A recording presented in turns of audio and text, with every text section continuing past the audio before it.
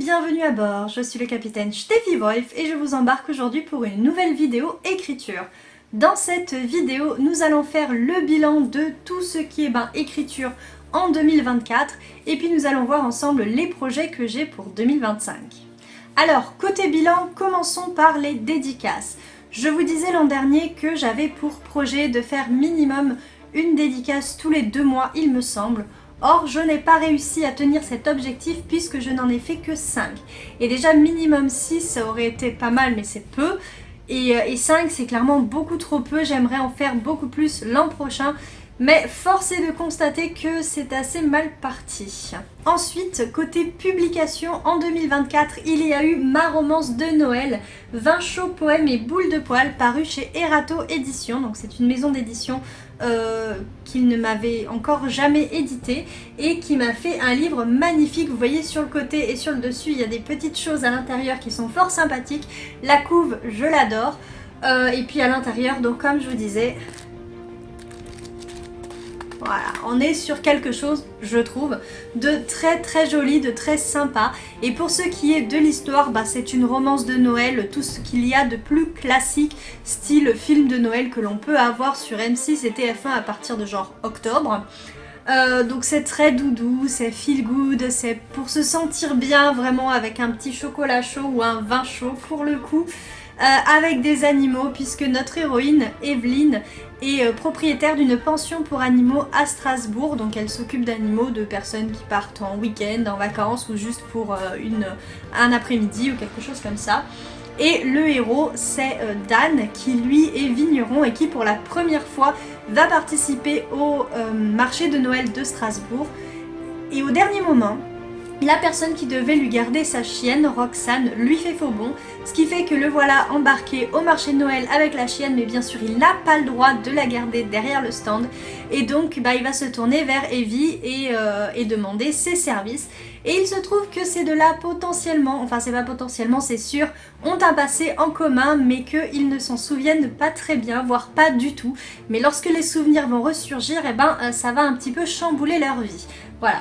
Donc c'est vraiment une romance doudou, je vous dis pensez comme un film de Noël et j'ai été ravie de la voir paraître cette année en décembre, donc à l'occasion de Noël. Alors bon, elle a été un petit peu retardée, mais c'est une publication de 2024, il me fallait vous la présenter. Ensuite, côté écriture, j'ai relu et envoyé à mon éditeur la suite du Trésor du Peuple des Brumes, puisque les lecteurs m'avaient demandé d'en savoir plus sur certains personnages, ils voulaient une nouvelle aventure. Et moi qui aime bien travailler à partir d'appels à texte, là je me suis dit mais quel meilleur appel à texte que celui des lecteurs. Donc j'ai écrit une suite qui s'intitule Chasseur d'éternité. Je l'ai écrite en 2023 il me semble, et donc l'année dernière en 2024 je l'ai relue et envoyée à mon éditeur. Et a priori, ça sera publié pour cette année 2025. Côté écriture, on a également, il est tombé, un projet que je vous montre ici grâce à ce carnet noir qui est un projet de réécriture de la ballade ou poème de Goethe et Alkönig, donc le roi des aulnes, qui est un projet que je fais à la main. Donc ça c'est le début. Et donc pour le moment, j'ai écrit 7 chapitres. Ça n'avance pas bien vite, même si c'est sur mon bureau tout le temps. Mais j'avoue que j'ai quand même toujours l'histoire en tête, les personnages en tête. Et alors même si j'ai pas de plan, déjà je connais la ballade à peu près par cœur pour l'avoir faite avec les élèves maintes et maintes fois. Et puis il y a aussi le fait que cette histoire que j'ai brodée autour, ça fait un moment que je l'ai en tête, je l'ai écrite sur mon téléphone, je l'ai écrite sur mon ordinateur, enfin je veux dire un espèce de résumé synopsis un peu long quoi. Donc autrement dit, j'ai tout en tête, les personnages, je leur ai trouvé des... comment dire, je me suis inspirée d'acteurs de cinéma. Peut-être que je vais vous mettre quelques images ici. Et voilà, bref, c'est quelque chose sur laquelle je suis, mais qui me prend énormément de temps, mais qui en même temps est un véritable challenge parce que ce retour au papier, cette écriture sur papier, pas un retour parce qu'en fait je crois que j'ai jamais réellement écrit sur papier, sauf quand j'avais genre 10 ans. Donc cette relation avec le papier est très différente de ce dont j'ai l'habitude et c'est pourquoi c'est un challenge et j'aimerais bien remporter entre guillemets ce challenge contre moi-même ou vers moi-même, pour moi-même en 2025. Donc là on est déjà sur du projet 2025 en même temps que sur quelque chose qu'on a commencé en 2024. Quelque chose que j'ai commencé en 2024 également, c'est une romance parce qu'en fait après avoir écrit celle-ci, après l'avoir retravaillée en travail éditorial avec mon éditrice, j'ai eu envie d'écrire une autre romance.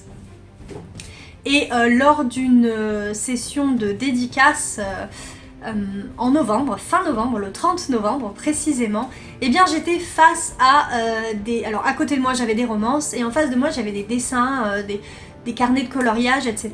Et puis le fameux écureuil bien connu de l'âge de glace. Et d'un coup m'est venue une idée, puis une femme qui passe avec une attelle. Et bref, mon projet écureuil est né. Et j'y travaille sur mon ordinateur de temps à autre. Alors j'ai eu une frénésie dès que l'idée m'est venue. Et puis bon, une fois par mois peut-être pour le moment, ce qui fait pas grand chose puisqu'on est en février et que je vous dis j'ai eu l'idée le 30 novembre. Mais à peu près une fois par mois, je reviens sur mes fiches perso, le plan, les scènes que je veux absolument mettre dedans. Et voilà, j'ai l'histoire en tête, plus ou moins, bien sûr elle peut évoluer.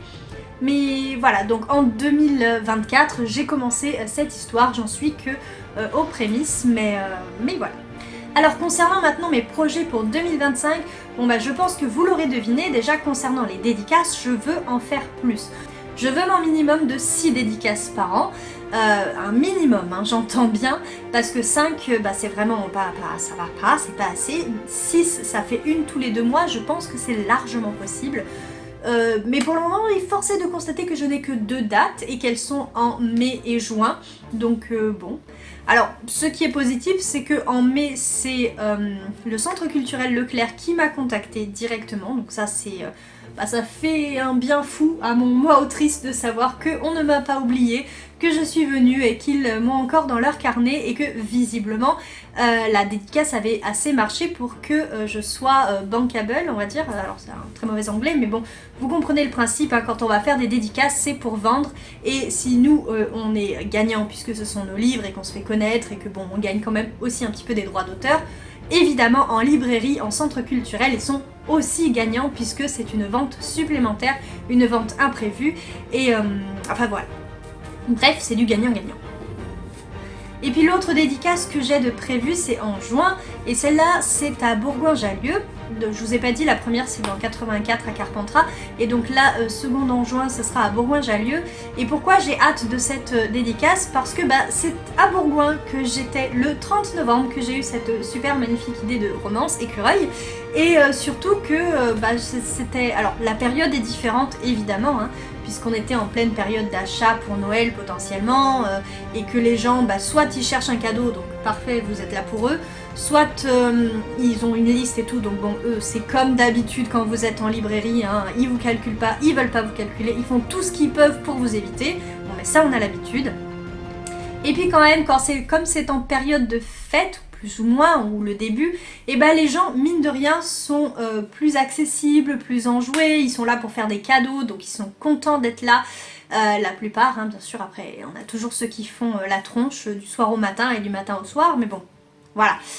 Donc c'était une expérience fort sympathique, en plus, c'est, je crois, là que j'ai fait mes meilleures ventes en termes de dédicaces. J'avais à la fin quasiment plus rien du stock que j'avais amené, donc c'est excellent, ça c'est clair. Et donc j'ai grand hâte d'y retourner, en plus ce sera en juin, et potentiellement j'aurai la suite de ça. Donc ceux qui sont venus l'acheter, à qui ça a plu, si jamais ils l'ont déjà lu, parce que s'ils sont comme moi, ou comme un écureuil, et qu'ils entassent les livres comme ça, et qu'ils ne les lisent pas parce qu'il reste 3 plombes dans leur palle, forcément, voilà. Mais ceux qui l'auront lu et à qui ça aura plu, ils pourront avoir une nouvelle aventure d'Annabelle. Ensuite, côté publication, évidemment en 2025, je remonte, on attend la suite de ceci. Alors le titre c'est Chasseur d'éternité. Et autant là dans le premier tome on cherchait le trésor du peuple des brumes, voilà. Et dans le second, on part à la recherche de l'éternité, toujours avec nos mêmes héros. Voire un ou deux de plus, mais bon, ça c'est la surprise. Et voilà, donc j'ai grand hâte. Là, je suis dans les corrections, enfin je regarde, j'essaie de faire une couverture, mais je suis pas... Enfin, je sais pas trop ce que je veux sur la couverture, donc déjà que quand je sais... Déjà que quand je sais ce que je veux, c'est compliqué avec moi, mais alors quand je sais pas, je sais pas. J'essaie de me faire un mood board en ce moment, mais je vois pas ce que je pourrais mettre dessus. Donc en fait, ça me permettrait de canaliser un petit peu les images que je veux. Après, j'envoie à ma collègue de chez Sudaren qui va peut-être faire quelque chose avec. Et ça se trouve, le fait de pas savoir, en fait, ça va être quelque chose de merveilleux. Et ce sera peut-être plus facile. Je sais pas. Mais il faut déjà que je fasse ce mood board. Voilà. Ensuite, on passe au côté écriture. Donc, on l'a déjà dit, je souhaite terminer ceci. Ça, c'est mon challenge d'écriture manuscrite. J'ai vraiment envie de le terminer en 2025.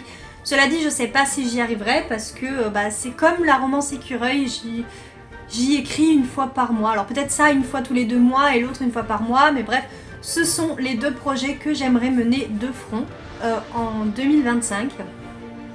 Ce que j'aimerais faire aussi, c'est reprendre mon projet Phoenix. Donc là, je vous montre ce carnet parce que c'est ici que j'avais commencé à faire mes fiches personnages, à faire le plan de mes chapitres, même si j'ai pas encore terminé. Je sais que ce serait, enfin moi, ce dont j'ai envie, c'est d'une fresque de fantasy en minimum 4 tomes. Donc voilà, ce serait assez colossal, c'est pourquoi peut-être ça me prend du temps, mais j'ai vraiment envie de m'y replonger, donc à voir. Et le dernier projet que j'aurais envie de travailler, ou plutôt de retravailler en 2025, ce serait de reprendre le premier jet que j'ai fait en 2023 lors du NaNoWriMo, concernant les vampires, ou plutôt ma vampire. C'est une héroïne badass qui évolue parmi les vampires. Le vampire étant ma créature surnaturelle préférée après les loups-garous, ou en même temps, franchement je sais pas trop. Mais les loups-garous j'ai déjà fait, donc je voulais du vampire, et il me semble me souvenir que la première histoire que j'avais commencé à écrire, mais genre vraiment, quand j'avais 12-13 ans peut-être, c'était une histoire de vampire. Donc vraiment c'est quelque chose qui me tient à cœur. Alors bien sûr on n'est pas du tout sur la même histoire, hein, clairement pas, mais j'ai très envie de le faire, voilà.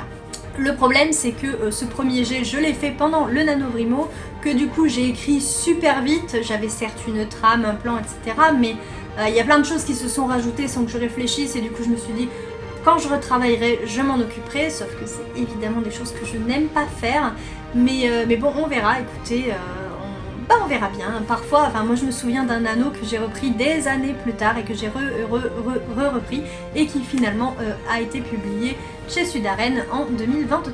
Mais le plus important côté écriture, c'est que j'ai envie en 2025 et peut-être les années d'après, mais là on est là pour parler de 2024 et 2025, donc cette année j'ai envie vraiment d'écrire pour moi. Comme je vous l'ai dit, ma prochaine publication ce sera la suite de ceci. Suite de ceci qui m'a été demandée par des lecteurs qui ont bien aimé, évidemment, Le Trésor du Peuple des Brumes. Donc j'ai écrit dans l'optique d'être publié, voilà. Et en fait, moi j'ai envie de retourner à quelque chose pour moi. Pas un roman que je vais écrire pour le publier, mais vraiment quelque chose que je vais écrire pour moi. Ça a été le cas avec le projet d'Empire. Enfin, au début c'était le cas, puis au bout d'un moment je me suis dit ah tiens si quand même je pourrais le faire. En plus j'ai des copines autrices qui m'ont dit ah ça a l'air sympa et tout, donc bon je sais pas, mais j'ai vraiment envie d'écrire juste pour moi, pas forcément dans l'optique d'être édité, mais de faire quelque chose, de faire un projet, d'aboutir à quelque chose pour moi, de me dire je l'ai fini, je l'ai écrit pour moi, pas pour qu'il soit lu par telle ou telle personne, pas pour qu'il soit édité dans telle ou telle maison d'édition, mais vraiment pour retrouver ce plaisir d'écrire, ce besoin que j'ai d'écrire et qui je trouve n'est pas sustenté ces derniers temps. Donc il va falloir que je travaille là-dessus. Parce que l'écriture pour moi c'est avant tout un plaisir, un loisir et pas du tout un moyen de gagner des sous, pas du tout un métier, pas du tout une obligation, voilà. Donc c'est cette relation à l'écriture que je voudrais retrouver en 2025. Voilà, cette vidéo est maintenant terminée. Si elle vous a plu, n'hésitez pas à lui mettre un petit pouce vers le haut. Dites-moi également en commentaire quel est votre bilan de 2024 et quels sont vos projets de 2025. Potentiellement quel projet vous intéresserait le plus, encore que Si je lis vos commentaires, je me dirais ah peut-être qu'il faudrait que j'écrive celui-là plutôt que l'autre et du coup on perd mon besoin à moi de retrouver l'écriture pour moi. Enfin bon bref, un petit emoji déjà en commentaire sera pas mal. Et si vous n'êtes pas inscrit à cette chaîne, je vous en prie abonnez-vous, allez-y, ça me fera plaisir, un de plus, c'est toujours ça. Et puis plus on est de fous, plus on rit, hein. Dernière chose, bien évidemment, si vous ne connaissez pas mon site steffiwolf.fr, je vous invite à y faire un tour. Alors bien sûr, il y a surtout des chroniques, des livres que je lis, mais il y a également normalement minimum une fois par mois un rendez-vous écriture où je parle justement de mes projets et où je pense, là je parlerai plutôt de cette relation que j'ai à l'écriture, voir comment elle évolue. Ça pourrait être une sorte de journal de bord, ça devrait être sympa. Et puis bien évidemment vous retrouvez également sur ce site tous les livres que j'ai publiés jusqu'ici. Alors il n'y en a pas des masses, hein, vous aurez vite fait le tour, mais bon quand même ça commence à faire, hein, ça fait 4 déjà, 4 romans plus 2 nouvelles parues dans différentes maisons d'édition. Donc non en fait ça va. Pour quelque chose qui est un loisir je trouve que c'est plutôt pas mal, mais encore une fois je vous le dis, ce que je veux moi dans l'écriture en 2025 c'est en retrouver le plaisir. Voilà.